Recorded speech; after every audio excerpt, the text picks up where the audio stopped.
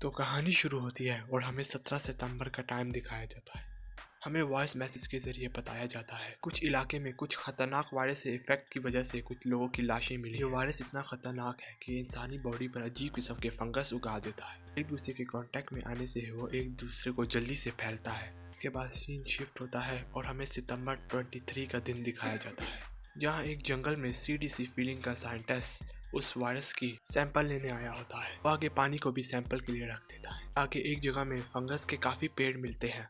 उसे इंसानों के काफ़ी पार्ट मिलते हैं जो कि काफ़ी बुरी तरह फंगस से इफेक्टेड होते हैं। यहाँ से सैंपल लेने के बाद वो एक टेंट में पहुँचता है, जहाँ उसे एक आदमी की डेड बॉडी मिलती है और वो आदमी भी इसी वायरस की वजह से मारा हुआ होता है। बॉडी देखने में काफ़ी डरावनी लग रही थी। साइंटिस्ट उस बॉडी से सैंपल ले रहा होता है। वो डेड बॉडी उड़ जाती है। इसके मुंह से मांस उतार कर एकदम अपना स्पर्म इसके मुंह पर थूक देती है। इसकी वजह से साइंटिस्ट भी इस वायरस से इन्फेक्टेड हो जाता है। वो साइंटिस्ट घबरा कर वहाँ से भागने लग जाता है। देखते हैं टेंट से डेड बॉडी बाहर आने लग जाती है। वो बॉडी सांस भी ले रही थी, यानी अब तक वो जिंदा ही है। साइंटिस्ट यहाँ से भागता हुआ एक छोटे से तालाब में आकर गिर जाता है और वो बेहोश हो जाता है। सीन 25 सितंबर पर शिफ्ट होता है। हम एक आदमी लॉयर को देखते हैं कि इसी जंगल में फोटोग्राफी करने आया था।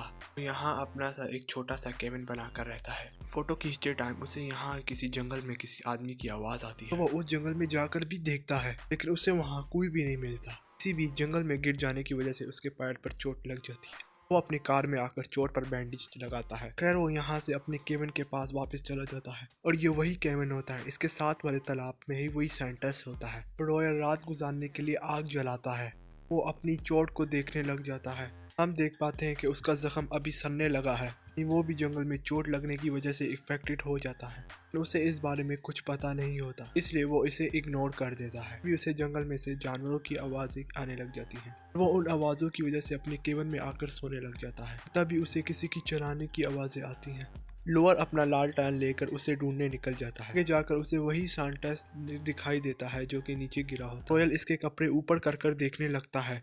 साइंटिस्ट का सर गायब था। ये पूरी बॉडी फंगस की वजह से सड़ चुकी होती है। ये देखकर वो घबरा कर अपने केबिन में आ जाता है। ये देखकर वो काफी डर गया था और वो अपने दरवाजे को लॉक कर लेता है। लेकिन तभी उसको याद आता है कि उसका फोन तो कार में ही रह गया। वो फोन लेने के लिए जैसे ही कार में जाता है, अभी साइंटिस्ट की बॉडी उसे कार में से पकड़ने लग जाती है। लोअर किसी तरह बचकर अपने केबिन में आ जाता है। दरवाजे को किसी तरीके से बंद कर देता है। अभी केबिन को ऊपर से आवाजें आने लग जाती हैं। वहाँ जाकर देखने लग जाता है। वहाँ उस साइंटिस्ट की बॉडी होती है।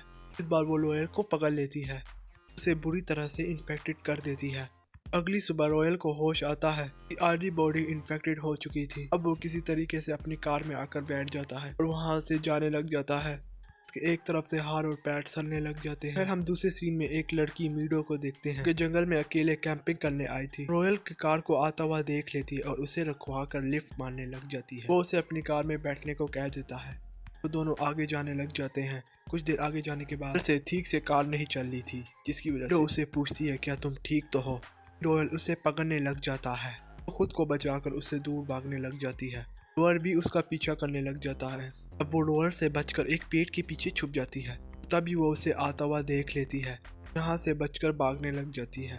यहाँ पर रॉयल की बॉडी अब चलने लायक नहीं रहती। उसकी बॉडी में अब फंगस पूरी तरह फैल गया था। वो पेड़ के पास आकर बैठ जाता है और यहीं पर बेहोश हो जाता है। इधर मीडो भागते हुए एक घर के पास पहुंच जाती है। के पास उसे एक आदमी का ढांचा मिलता है जो कि वायरस से इन्फेक्टेड था। वो उसे देखकर घबराने लग जाती है और घर के अंदर आ जाती है। वहाँ उसे एक लड़की मिलती है जो पूरी तरह फंगस से इन्फेक्टेड होती है। लड़की देखने में काफी भयानक और काफी खतरनाक लग रही थी। वो लड़की मीडो से हेल्प मांगने लग जाती है और कहती है कि मुझे मार दो। उस लड़की का नाम मैंडी होता है। वो बार बार कह रही है कि मुझे मार दो। मीडो उसकी मदद करने लग जाती है, वहाँ पड़ा और उसके ऊपर छिड़कने लग जाती है। फिर उसके बाद वो एक फ्लेयर तो जला लेती है, लेकिन मैंडी को मार नहीं पाती। घर से बाहर आ जाती है।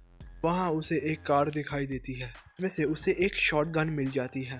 बाद वो इस गन से वेंडी को मारने का डिसाइड करती है। वो उसके सामने जाकर उसे नहीं मार पाती। वो उस गन को वेंडी के हाथ में दे देती है। इसके बाद वेंडी खुद को शूट कर देती है। ऐसा करने से उसकी खून की छींटें मीडो के मुंह के अंदर चली जाती हैं। यानी मीडो भी अब इन वायरस से इन्फेक्टेड हो चुकी है और मीडो फिर से वापस कार के पास आ जाती है और वहाँ पर फ़ोन को ढूंढने लग जाती है। उसे वहाँ पर एक फ़ोन मिलता है और वहाँ पर मदद के लिए फ़ोन लगाने की कोशिश करती है, मगर जंगल होने की वजह से उसकी एक कॉल भी नहीं लगती।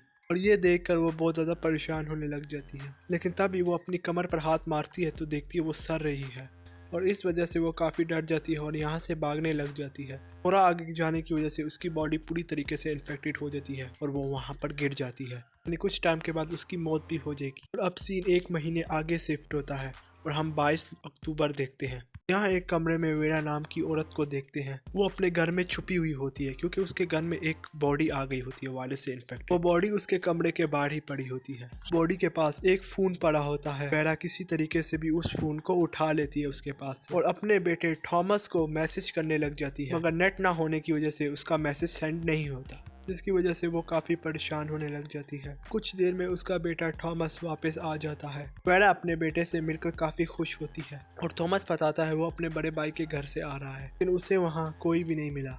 वो आगे से कहता है हमें यहाँ से जल्दी से जाना होगा। उसके बाद वो दोनों यहाँ से जाने लगते हैं और इसी दरमियान में हम देखते हैं कि वायरस से इन्फेक्टेड वाली बॉडी अजीब से मूवमेंट कर रही है। थॉमस बताता है मैंने रेडियो में सुना है फिलहाल कोलंबस सबसे सेफ जगह है, इसलिए हमें वहां जाना चाहिए। और जब थॉमस अपने गैराज से अपनी गाड़ी निकाल रहा होता है, फिर उसे महसूस होता है कि उसके गैराज में कोई है। वो अपनी मॉम को छोड़कर अंदर चेक करने के लिए चला जाता है, लेकिन उसे वहाँ कोई भी नहीं मिलता। खैर वो अपनी गाड़ी लेकर यहाँ से चले जाते हैं। थॉमस गाड़ी को लेकर अपने भाई एवरेज के गैराज में आ जाता है। वो दोनों मिलकर एवरेज को ढूंढने लग जाते हैं और वो उसे वहाँ नहीं मिलता। आगे उसे गैरेज में एवरी का कुछ सामान मिलता है। फिर थॉमस उस सामान को अपने गैराज में रखने लग जाता है। ऐसा करते हुए एक इन्फेक्टेड आदमी देख लेता है। वो दोनों और सामान लेने के लिए गैराज में जाते हैं तो वो इन्फेक्टेड आदमी उसकी गाड़ी में छुप जाता है। तो उसे गैराज में 2 इन्फेक्टेड लड़कियां मिलती हैं। उनमें से एक लड़की के मुंह से ज़ॉम्बी किस्म का हाथ मुंह से बाहर निकलने लग जाता है। ये वायरस अब और भी एडवांस हो रहा था, इंसानों को खतरनाक किस्म के क्रीचर में बदल रहा था। वो दोनों उन्हें देखकर काफी ज्यादा डर जाते हैं। उसके बाद थॉमस गैरेज का दरवाजा बंद कर देता है। दोनों अपनी गाड़ी में बैठकर यहाँ से दूर निकल जाते हैं। थॉमस वहाँ पर रुककर कुछ देखने लग जाता है अपना नक्शा खोलकर, लेकिन तभी कार में इन्फेक्टेड वाला आदमी उड़ जाता है। वो थॉमस को उठकर मार देता है और इन्फेक्टेड भी कर देता है। कैरा वहाँ से वो कार से निकलकर बाहर भाग जाती है और वो बच जाती है। हम एक लड़की सेरेना को देखते हैं। वो अपने गैरेज में पैकिंग कर रही होती है। तभी उसके गैरेज में एक इजराइल नाम का एक आदमी आ जाता है। वो यहाँ पर छुपने आया था। सेरेना उसे यहाँ छुपने से मना करती है, बाहर जाने का कहती है। तो इजराइल यहाँ पर रुकने की उसे रिक्वेस्ट करने लग जाता है। एक स्टूल पर जाकर बैठ जाता है। तभी सेरेना उसके हाथों पर खून लगा हुआ देख लेती है। उसे कहती है वो जल्दी से यहाँ से चला जाए। इजराइल कहता है वो खून उसका नहीं है और ना ही वो इन्फेक्टेड है। वो इन्फेक्टेड लोगों से बचकर यहाँ पर छुपने आया है।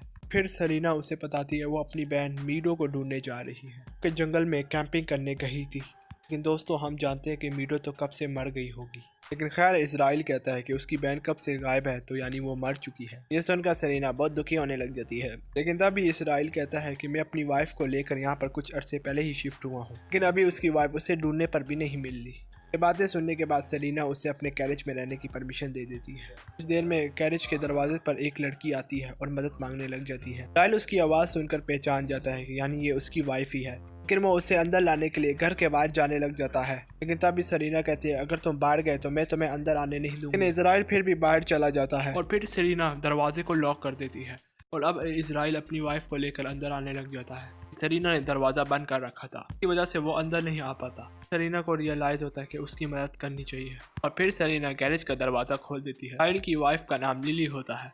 वो लिली को एक जगह लेटा देता है।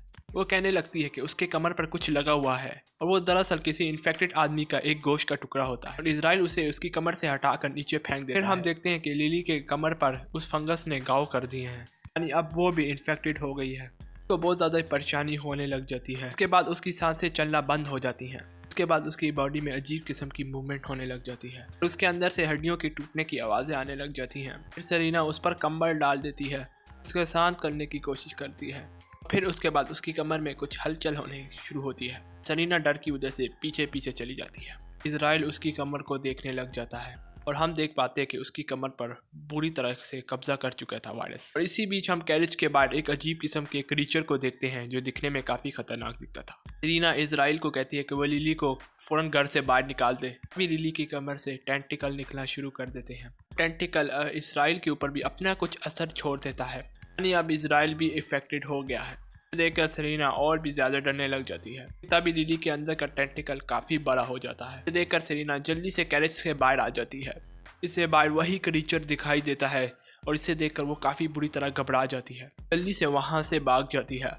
आगे हमें अगले दिन का सीन दिखाया जाता है। सेलिना एक गाड़ी को लेकर उस इलाके से काफी दूर आ जाती है। इसी रास्ते में हमें वेरा मिलती है। दोनों एक दूसरे को पहले से जानती थी। सेलिना उसे पूछती है क्या वो ठीक है, पर वेरा बताती है हाँ मैं ठीक हूँ। सेलिना उसे गाड़ी में बिठा देती है। उसके बाद वो दोनों वहाँ से जाने लग जाती है। मूवी के आखिर में हमें एक और बार एक रेडियो में खबर सुनाई जाती है। इसमें पता चलता है कि ये इंसान की बॉडी को कंज्यूम कर लेता है, इसे एक क्रीचर में बदलने लग जाता है। साथ ही ये इंसान की डीएनए को पूरी तरह से बदल कर रख देता है, इसे एक इंसान से दूसरे इंसान में फैल रहा है। और इसी के साथ ये मूवी यहीं पर ख़त्म हो जाती है।